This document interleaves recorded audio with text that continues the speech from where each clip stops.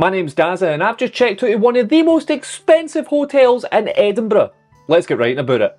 So, before you've got any information, this video, trust me, is a risk. I'm really kind of hoping that the video makes the money back, but I might need your help. Once you've finished watching, and if you think it deserves a share, please for the love of God, share the video. Also, once you're finished watching as well, leave a comment saying, I've just finished. I've just thought of that in my head. I'll then reply back to you and give a wee thanks. Right, review time. I was originally going to stay in this hotel back in November 2023, but when I was looking at the prices, they were just mental. And I just couldn't justify taking the risk on the video. But thankfully my videos usually make a profit, so I'm just hoping that this one actually makes a bit of profit back. I thought, do you know what, it's time to just finally take the plunge, take a big risk and book it. So for the W Hotel in Edinburgh for 2 nights, it costs a staggering £1,114 for 2 nights. Whew. Oh, £1,000. So realistically, it wasn't actually that far off the £650 a night price that it was in November last year. Oh, I did stay a Friday to Sunday though, so that's probably why the price is quite high. I'm not really expecting the price to be that much cheaper during the week. It's probably still just as extortionate. Location of the hotel is absolutely mental. It is literally a 5-minute walk from Waverley train station to the front door of the hotel. And it also sits right on top of St James's Quarter, which is basically one of Edinburgh's newest shopping precincts. It might be the nicest hotel, it might have the nicest staff, the nicest rooms, the nicest amenities, everything. It might be amazing.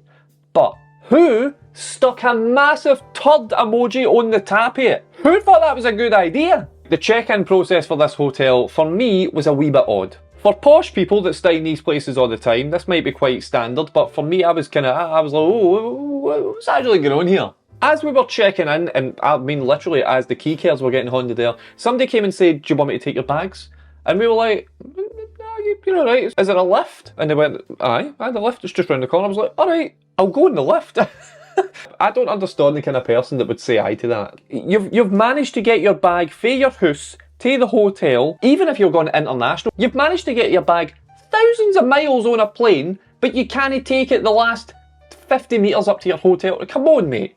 Jesus, just take your bloody bag. But it turns out if I'd said aye to them taking the bag, they would have just taken it up to the room and it would have got there 2 minutes before I got there.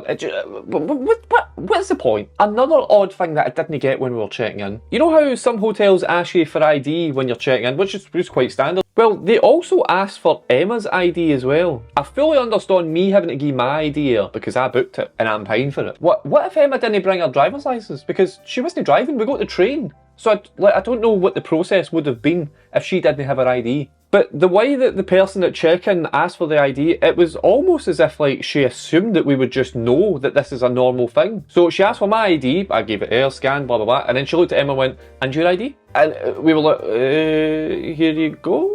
It was very strange. Now, one last thing about check-in that people with money won't care about, but I was a bit like, sorry? The lady at check-in said there was a £100 deposit, which is pretty standard in hotels. They usually take a security deposit in case you smash up the room and they want to take some money back for it, right? But when I went to actually pay the deposit, she was like, oh, that's £200. I was like, sorry? Did you not just say 100 a second ago? And she was like, no, it's 100 per night. Per night? Per night?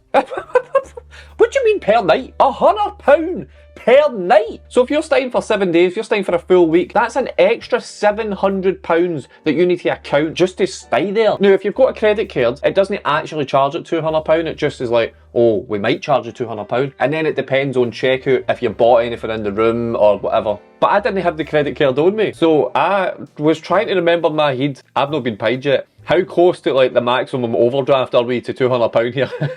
So I just handed her the bank card. Here you go. There's £200 in that there. Thankfully it was fine. Right, up to the room. On first impressions, this might be the biggest hotel room I have ever stayed in. A super king bed, a wee bar in the middle, a massive couch off to the left. Madness. Absolute madness. But then we come on to one of the biggest cons in the room. I'll speak about it more when I go over the pros and cons at the end of this review, but the toilet area was just, it's something to be desired.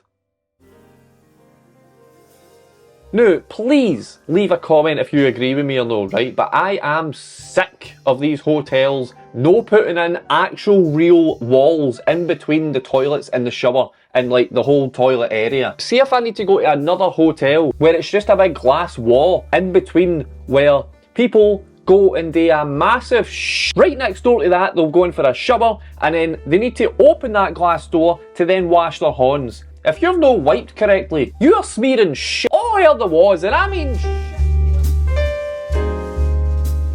I just don't understand it. Just put in a wall, man. Just a nice wee plasterboard wall. That's all I'm looking for. Call me old-fashioned, right? But I prefer walls rather than glass. It's obviously much cheaper to just get a big dod of glass and slap that in the middle of the room. Actually, is it cheaper? I don't know. It must be. No, is it? I don't know. How expensive is plasterboard? Does anybody know? Oh, it just does my nut in, man. See if it was like a £20 upgrade and you were guaranteed an actual toilet completely broken after the rest of the world with doors, like actual doors and no just glass. Also, there was spaces in between the toilet.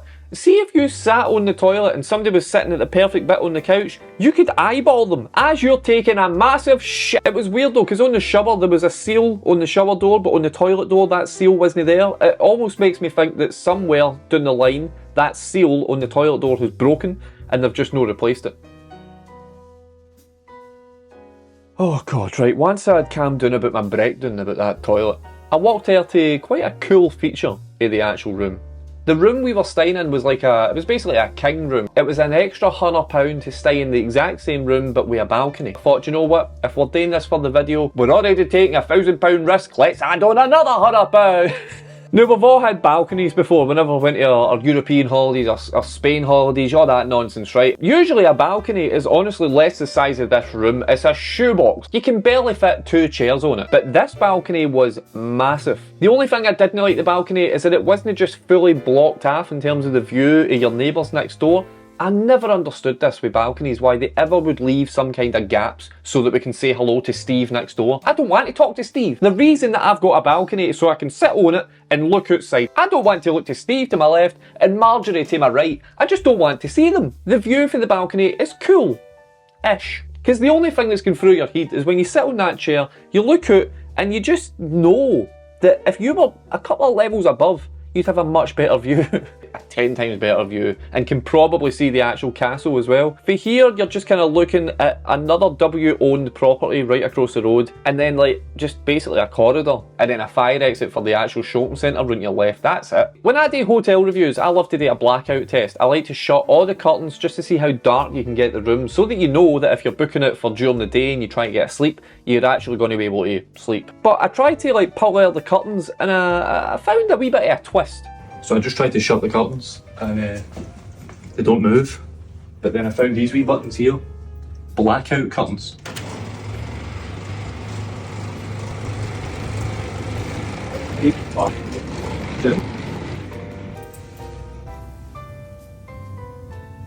That's alright. Oh, can you still see me? Yeah, but only because there's like light coming through the top. But I suppose when it's night time.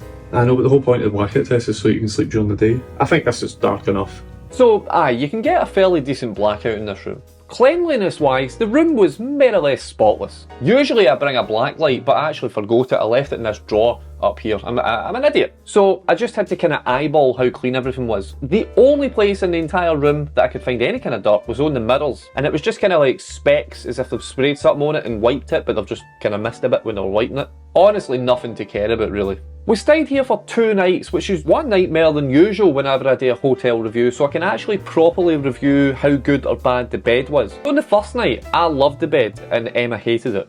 And then on the second night, I hated the bed and Emma also hated it. See, when you first sit on that bed and you're like, oh my god, I could melt into this like marshmallow and hot chocolate. But then you wake up about 9 times during the night because it's too soft. Me and Emma are both side sleepers, right? I'll sleep on my right and face out and she'll sleep on her left and face out because we're actual normal couples that don't lie cuddling each other all night because that's just impractical. So I lie on my right side. I woke up on my left side because I just couldn't do it. It's painful. It's actually sore. It kind of confuses your brain a bit because you're lying on this nice soft pillowy bed, but you're in pain. There's a lot of pain. It's very strange. Now, back to that annoying space that we call a bathroom. The shower.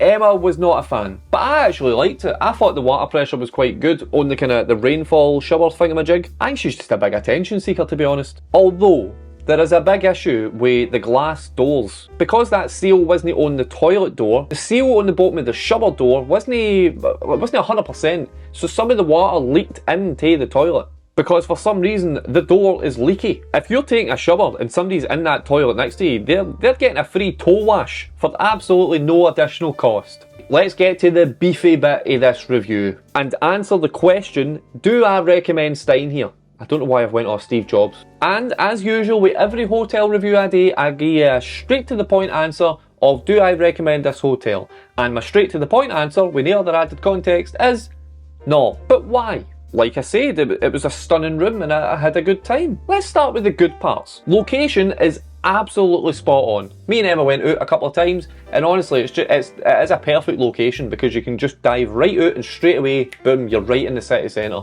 That view for the roof that I was talking about earlier, that is very, very cool. You can actually go up and see the poo emoji up close, which kind of then brings the design into perspective a bit because you can see that the spiral starts at the top of the hotel and it spirals all the way down to the back to the bottom, and they've kind of like broken the ground at the bottom so that you can see the top of the spiral hitting the grun and like the concrete, and it's kind of like blew the tiles up a bit. But if you don't know the context of that, it does just look like a massive shit. But aye, it's a very cool 360 view that you can get the entirety of Edinburgh. Although the hotel is it's a weird height. It's weirdly no high enough to see everything, but it's no low enough that you can't see a lot of stuff. You do have access to a spa and 2 different restaurants in the hotel, although I did not visit any of them because the food was both mental and very pricey, and the spa looked mental and was very pricey. Oh, and also the staff were all brilliant. Every single experience that we had with all the staff members, kinda minus the check-in woman, because also actually, let's talk about the check-in woman again. The 2 people next to us that were also checking in at the same time were a completely different check-in person. They were quite kind of fancy dressed. They had like suits and like dresses and like fancy looking bags and a like Parton suitcase that looked like a mad Gucci suitcase or something. Right? Money, right? So they get asked quite a lot of questions like, will you be using any of the services here at the hotel? Like, will you be using the spa? Do you want to book into the restaurant? Will you be needing transport? So the hotel can book you like a taxi, like a fancy taxi, like their own private motors that they can take you from one place to another. Like all that kind of stuff. Like they get asked a lot of things. The only questions we got asked was, can I get your ID?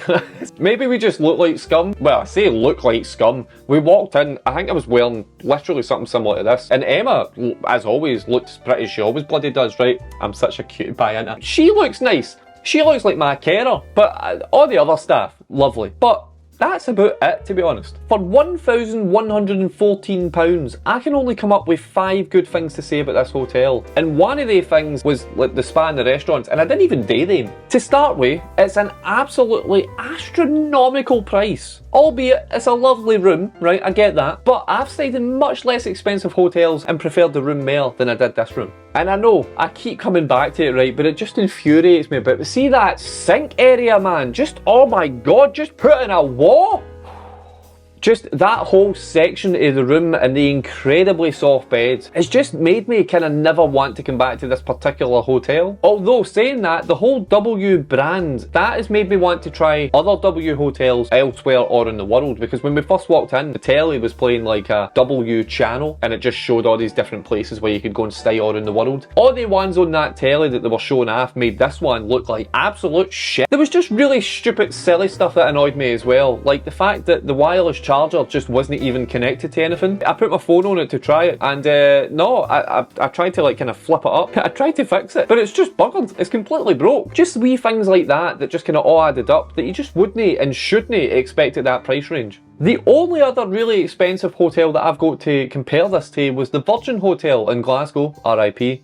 That one was £200 a night, and honestly, I much more preferred that whole experience than what I did to this one. My only comparison that I can come up with this hotel is, you know when you were away and you really wanted like a toy, let's just say a bop it, right?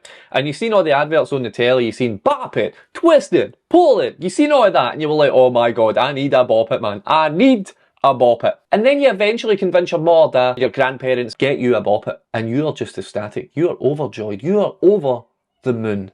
And then you play with the bop it, and then you start to get annoyed with that. Twist it! That just does your nut, and pull it! You're like, no.